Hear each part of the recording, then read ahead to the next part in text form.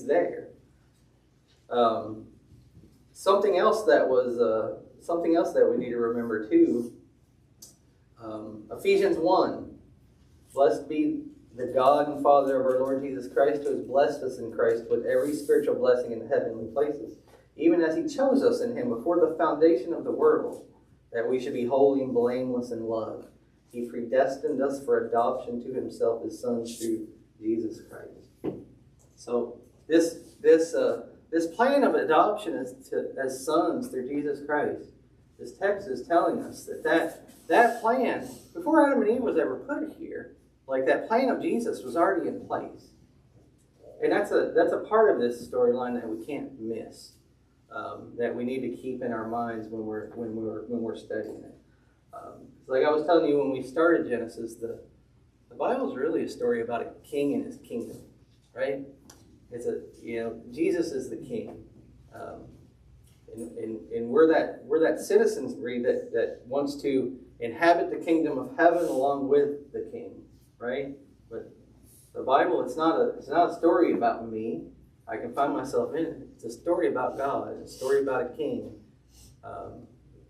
Story about a kingdom of heaven and the citizens that are going to go there. So let's just, we're going to keep on because I think the Old Testament stuff is very important. But just a little note to remind ourselves that Jesus wasn't a backup plan. He wasn't a plan B. He wasn't none of that stuff. He was there before the first person or anything was ever created. That plan was already developed. All right. So we're just gonna pick some stuff, and I want people to tell me a little bit about some of the things that we've talked about in Genesis. Like I said, it don't need to be a scholarly college level like every detailed thing, but I want to get some knowledge check from the audience, right? So all the way back at the very first of the book, what do we read about in like the first couple of chapters of Genesis? Creation. Read about creation, right? So we read about God creating everything, right? The heavens, the earth, the stars, everything. And what kind of state did God leave it in? When He was done with creation, what kind of state was? What was the state of things? Was it bad? Perfect. Very good. Right. All right. And then, what about so? When did God create Adam and Eve? What day? Do y'all remember? The sixth day, right? The sixth day. So God created mankind on the sixth day, right? And He even emphasizes the goodness of that. It says it was very good. It kind of sounds like we were the crown jewel of His creation, right? And one of the things to remember too is when you think about what God wants, and in all of this, in all this book that we call the Bible in our lives, right? I always say, look at the start of the book. What did God do? Like He created us. He put us in a paradise, in a garden, and He was in a very close relationship with man. That a creator creates something, and that initial state, that's probably very close to what He wants, right? So it seems very much like God wants to dwell and live with mankind. Didn't need to create us, but He did. And then when you look at the end of the book, you kind of get to the same kind of things. So what did mankind do? Like what did we do? Made it imperfect. What's that? Made it imperfect. We made it imperfect. Sinned against God. All right. How do we do that? Somebody tell me a little bit about the story. It was all Eve's fault.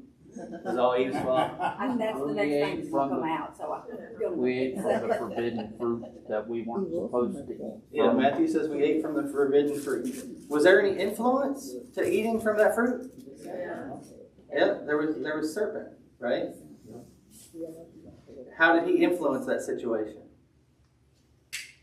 With lies. With lies. He's With a father of lies. with lies. With lies. That's exactly right. So he introduces some doubt. He introduces some lies, and we took the bait. And no, it wasn't all Eve's fault. Yeah, right. It was not all Eve's fault. No. Adam could have said no at any time. Yeah. You ever wonder in the story if Adam looked at her and was like, "No, didn't you hear God? Like he said, don't eat of this. I ain't doing it." You don't know what that kind of storyline would look like, but because it didn't happen. But they were both in it, eyes wide open. They knew what they were doing.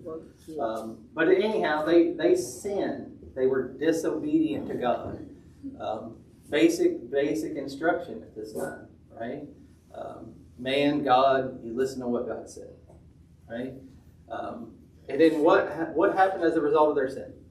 They got kicked out of the garden They got kicked out of the garden. and was told, go forth and multiply. They were supposed to go forth and multiply. So was there some consequences other than getting kicked out of the garden?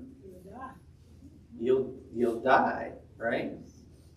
Their children were pain.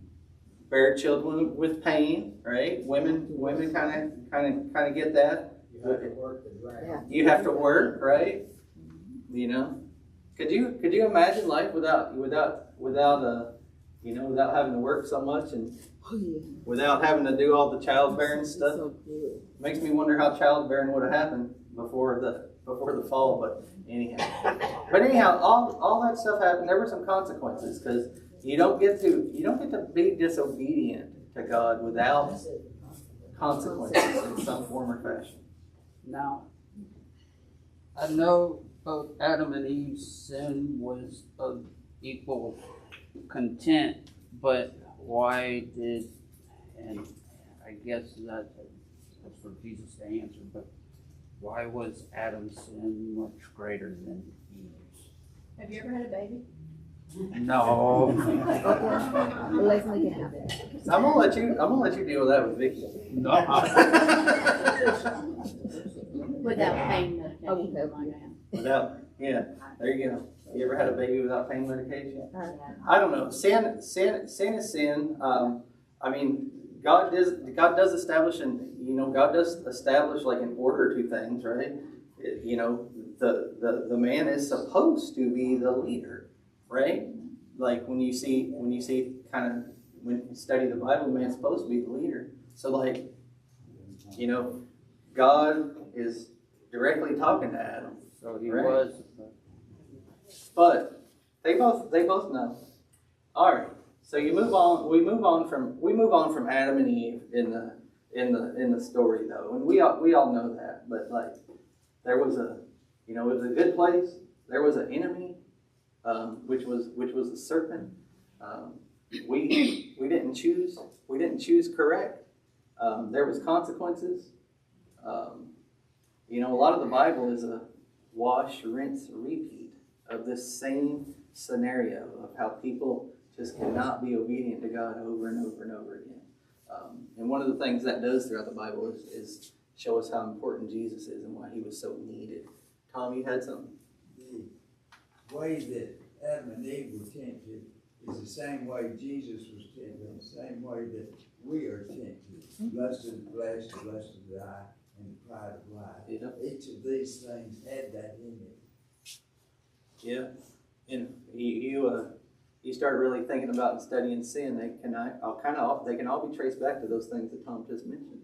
I know it sounds generalized, but you can when you start peeling back the onion, you can trace them back to those. Cain and Abel, what happened with them? Cain killed his brother. Jealous, Murder. killed his brother. The first murder that's recorded. First murder that's recorded, right? First sibling rivalry too. Sibling rivalry. Yeah, all that stuff with it. One of the things we learned about with that, when the text, when you start looking at words, that was the first word, the use of the word sin in that account. And it seems to be defined at that point in time as God says, He says, if you do well, will you not be accepted? If you do not do well, sin is crouching at the door, right? So, once again, things seem very simplistic, right? God expected him to do well. And I'd be foolish to think there was not, like, communication that's not recorded, too, between God and these original people that were dwelling at the time. But Cain chose wrong, right? He did the wrong thing. Did he receive some kind of punishment or consequences? Y'all remember? Yeah, he vanished. Yeah, he was sent out. He was sent out to be a wanderer in the land of Nod. He had some kind of marking too, right? God gave you a mark. Yeah, so people would recognize it. But anyhow, you just see this. You see this pattern of sin, right? And they do suffer consequences. But God. You see a lot of times throughout the Old Testament where God, if He wanted to, if it was His desire, He could just snuff out. He could have just ended things, like very early on a couple of times. Said, "All right, I created this. They done went awry. They don't want to listen. Like, we're done. All you got to do is, proverbial snap of His fingers." But that's not God. He created us to dwell with Him and live with Him. And He loves us. So He gives us ample opportunity. I know we're skipping, I'm skipping a little bit ahead here, but it kind of happened as we go further ahead. It kind of happened once already with the flood of Noah. Mm-hmm. Yep. That's the next thing that we came about in Genesis after Cain and Abel is the account of Noah. What was the state of the world during the time of Noah? Every heart and intent of man's mind was on evil intents. That's it. That's it. That's what the text says. Every intention of the thoughts of their heart were evil. Right? That's how people are at the time. Right? You don't read about you don't read about a whole lot of righteousness or people trying to do good during that time except one person. We need to remember that Genesis is the end of the dispensation, the patriarchal dispensation. He deals with people through Genesis in a way that He don't ever deal with them again. Yeah. Yeah. So Noah, the text said that Noah was righteous, right? He was like righteous in his generation.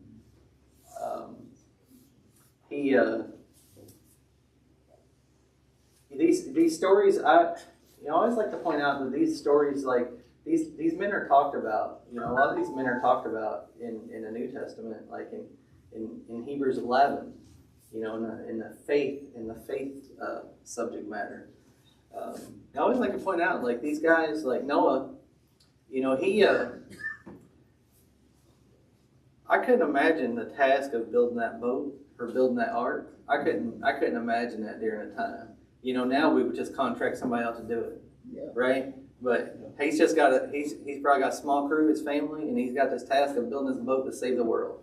And everybody thought he was crazy, right? And he was living in an evil society. But he believed God. But his belief led him to do what God was telling him to do. It led him to action. It led him to work. He had many, many years where he could have just been like, this task is too much. Like, I'm done. I'm putting the wood down. I'm going home. But he didn't. Like, he kept going. He persevered. And he got the job done that God tasked him with.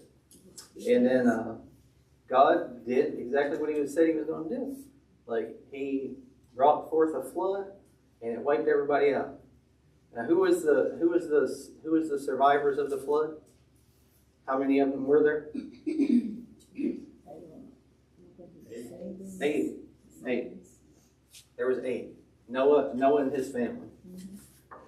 The boys, he had 3 sons. Y'all remember the names? Shem, Ham, Japheth, right? What happened with those boys? God floods the world, right? Yeah, everything's done. Boat's back on dry land. What happened with those boys? Was everything peachy? Or did something happen in the story? Noah got a little tipsy. Noah got a little tipsy, right? And then what happened with the boys? What'd they do? One of them went in face first and the two back then. Yeah. One of them went in and they seen their father's nakedness. Right? Which one was that? Ham. It was Ham, right? See, I told you, like, y'all gotta talk. It's trivia today. Not trivia, but anyhow. So Ham went in, and then, one thing that story tells us too is like that's not a, there's like a,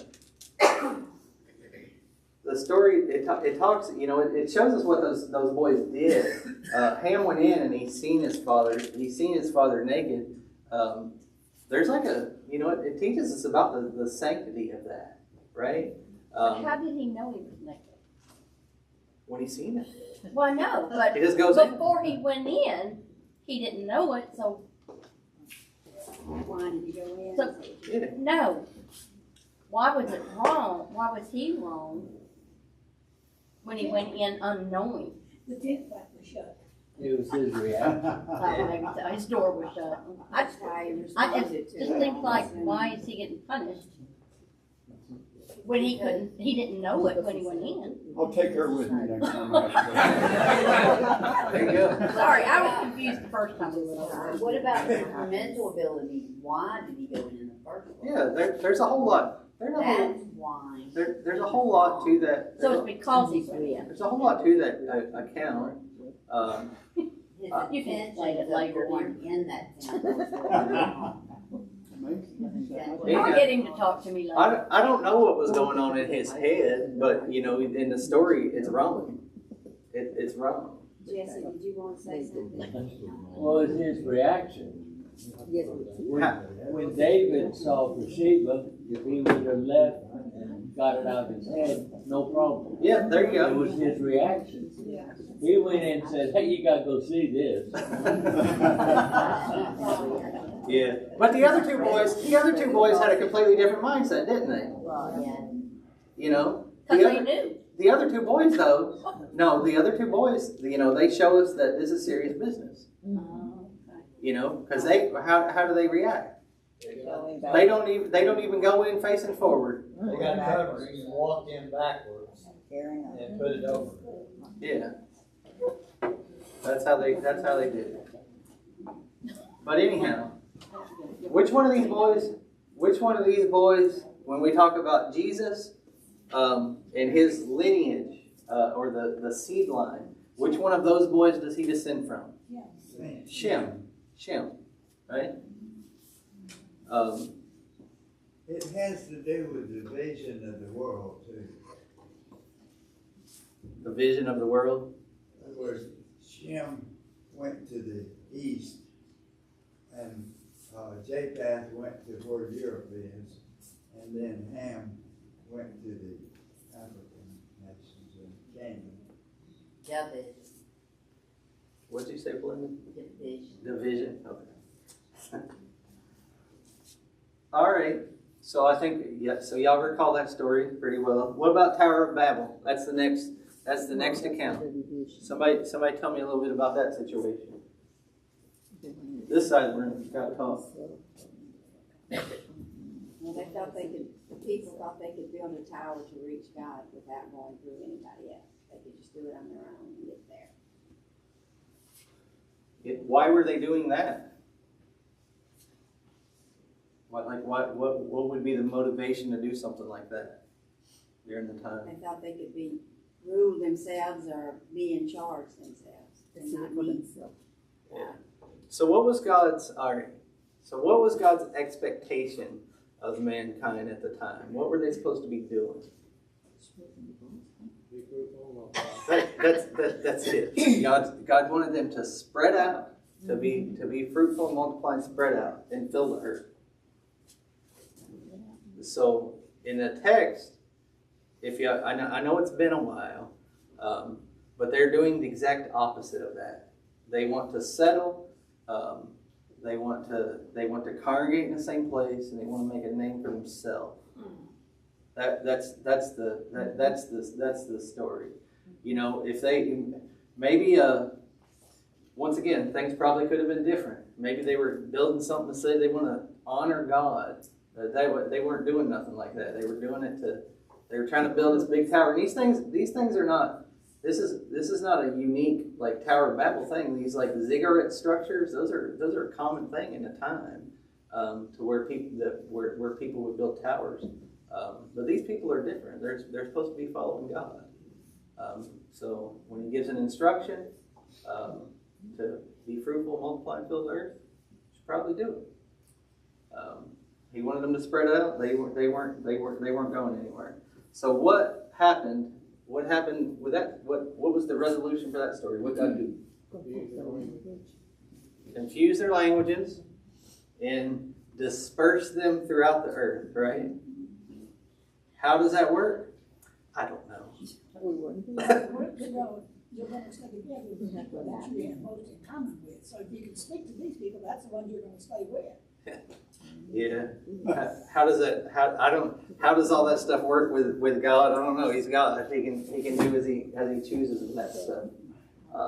There are some explanations in there about languages and in different things that we see currently in the earth, though. But once again, it's just a review, just to recall our minds to the stories. After the Tower of Babel. Then we start getting into Abraham. Somebody tell me a little bit about Abraham. Like just some like why is Abraham important? Very faithful example. Faithful example. He loved and obeyed God. Lived and obeyed God. Father of all nations. Father of all nations. Many sons. Had what? Many sons. Yeah. Who was Abraham's wife? Sarah. All right. Who was Sarah's maidservant? Hagar, right? And then there was a kid, right, that came from them. Ishmael, right? So this is when we study them, you see the start of a trend with this like husband, wife, and maidservant type business, which seems to be weird. But so what about Abraham's family? Did he come from a God-believing family? No, right? And the Bible tells us that his father Terah served other gods. So Abraham, just to start, he's a good example of how God can use people. He can use people to do. He can use people to move his plan forward. And Abraham also shows us that just because your family's a certain way, don't mean it doesn't mean you have to be. It's just some simple stuff that you can learn from him. So what did God tell Abraham to do? Go. He said go, right? He said go. Go from your family, from your kindred, from your father's house. And I'm going to go to a land that I'll show you is what is how it reads. So when you talk about faith, right? I always think this is a good one for us to think about because God's not really communicating on details. He's not communicating a lot of things yet. He just says go. You got to trust me, but you need to get up and go. And when he says go, he means go. Like, literally, you need to leave. And then I'll give you details later. That's it. Just think about yourself in your life, though, when you consider these characters, right? How many times has God told you to do something and you've been like, maybe later, right? These guys, they don't get to operate like this. They don't get to operate like that. So God makes some promises to Abraham, though, along the way. Y'all recall any of that stuff? What's God tell Abraham he's going to do? What's he promise Abraham? Many nations. Land. I think you said a son, right? We fit into this. We fit into this somewhere, right? Because we know we're recipients of blessings that were made to Abraham from God. Where do we fit into that? What was promised to Abraham that we have a part in? Through his seed, all the nations will be blessed. Yeah, there you go. And how does that work out? How does that work out? Y'all connect the dots. How does that work out? How are we blessed through Abraham? Because Christ came through that line. There you go. There you go. Abraham and Sarah, they were promised a son, like Melinda said, and then they tried to figure out how that was going to come to be, right? And once again, we see this. We won't dwell on this with the other characters, but God told him He was going to give him a son. Told Abraham that He was going to give him a son. He didn't say nothing about like a maidservant or another woman or any of that stuff. But then they got old and they got impatient. And they tried to figure out how to do it. And he said, "Hey, take Hagar. Take my maidservant. Maybe I can. Maybe my heir will come through her." That was Sarah's idea, and Abraham once again. Typical male stuff. He's like, "Oh, sounds good. Let's do it." Right? But anyhow, that's not the son. That's not the son. Ishmael. That wasn't the promised son. The promised son was who? Isaac, right? Fast forward a little bit. So got this promised son. What did God ask? What did God ask Abraham to do with Isaac? Sacrifice him, right? Take him up to the mountain, and sacrifice him on the mountain.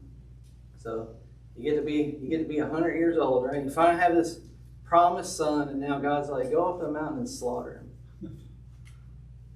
Like I said, I know these guys have weaknesses in their faith too, and we see them mess up. But this would have been game over for me. I'm telling you right now, it would have been game over. Like if somebody said, take Nolan up to the mountain and slaughter him with a knife, I'm sure I would be like, no thanks. We ain't doing that. You give me a plan B. I don't think I'm that strong. He was so embedded with the thought that God would raise him back up if he did. Yeah. So that's why he was moving forward. And the Bible tells us that Abraham in his mind, killed him. Like he was dead. But God stopped him, right? God stopped him. Like the knife's up, coming down, and then God intervenes, right? And do y'all remember what was said after that? Like when Abraham was stopped, what did the text say? Do y'all remember? For now I know that you fear God, right? So it seemed to be somewhat of a test, right? Just another little nugget for us. Is the fear of God important? I don't talk about it a whole lot no more, but when Abraham was asked to go sacrifice his son, and then he was stopped, that seemed to be the ticket. Like God needed to know that Abraham feared him. Isaac. Who was Isaac's wife? I didn't hear you. Rebecca, right? Real short text on Isaac and Rebecca, to be honest with you. I do think a lot of the reason that you have the text is to talk about the line of Christ. One of the things that stuck out to me about Isaac and Rebecca, though, is that you don't read about all these other wives and maidservants and all that stuff. It's a good example of God's original plan of marriage at the time. But when it came to their kids, they still, one had the other. Yeah. There was who were their kids? Jacob and Esau, right? And Isaac, he loved Esau, right? Why did he love Esau? Glenn knows. Because Esau, I don't know, he go out hunting, he brings back home that game meat, and the father loved He him. was a deer hunter. The deer hunter, or a boar hunter, or whatever. Yeah. But anyhow, he was a hunter, right? And so parents favored another, and we learn about that in the text. So we learn about this favoritism stuff and how it never seems to work out good, right? So that's a good note for parents to not put their kids in a position where they feel like you love one or favor one more than the other, because it always leads to sibling rivalries and stuff like that. Jacob and Esau, right? So Jacob, we spent a lot of time recently learning about him. How was that relationship with Jacob and Esau? Not good. Sibling rivalry again. Sibling rivalry. One step below Cain and Abel. Surprise, surprise, right? You know, it seems like the parents kind of set up that sibling rivalry. Well, Jacob didn't poison him when he fixed the soup for him. Didn't poison him, but he did take something from him with the soup. Birthright. Took his birthright, right? And what is that? Had to go separate corners. Separate corner. Yeah, took his birthright, and then they had to be separated eventually. And I know we're skipping around and generalizing things. Where did so Jacob? Where did he? Who was Jacob's wife? We'll just say that. Who was Jacob's wife? You remember? It was the first one was Leah, right? So he went to this group of people, right? Laban's clan. Actually, His uncle, right? And then he fell in love with Rachel, right? And then he was tricked. And he got his first wife through that. He was tricked by Laban, and so that's how he got Leah, right? Ended up working for 14 years for both of these women. Text says it was he loved Rachel so much it was like a day, right? 14 years worked for her, and then they had with Jacob. There's 4 women. I just want to point that out again. There's 4. There's Leah, there's Rachel, there's Bilhah, and there's Zilpah. So Rachel and Leah and both of their main servants. That's where all the boys come from. So Jacob and Esau, did they ever resolve? Like they were real bitter for a while. Esau to the point where he said, "When my father dies, I'm gonna kill him." Right? But it doesn't stay like that, does it? No, he had to pass through the land. Yeah. They made a little pact or something. Yeah. So time changed things, right? They moved on, they established their lives, their families, and whatever. And then when they meet back up all them years later, they seem to be able to resolve things. Which, once again, reconciliation. That's a theme that we should always have on our hearts, right? because you don't want to ever make it to the end of your life with hate in your heart. You want to be able to resolve conflict and resolve relationships and forgive each other. So that's a basic simplistic theme we can take from that story. Yeah, but Jacob went about it awful cowardly. Yeah. Because if you remember their travel itinerary or history, he put everybody else in front of him and Rachel. So if Esau was still on his track to take him out, he's going to have to wipe out all his family before he got to him. These guys are not perfect by any means. No, that's exactly right. And God was in contact with these guys too. You have the whole wrestling with God account that happened before the meeting between the two.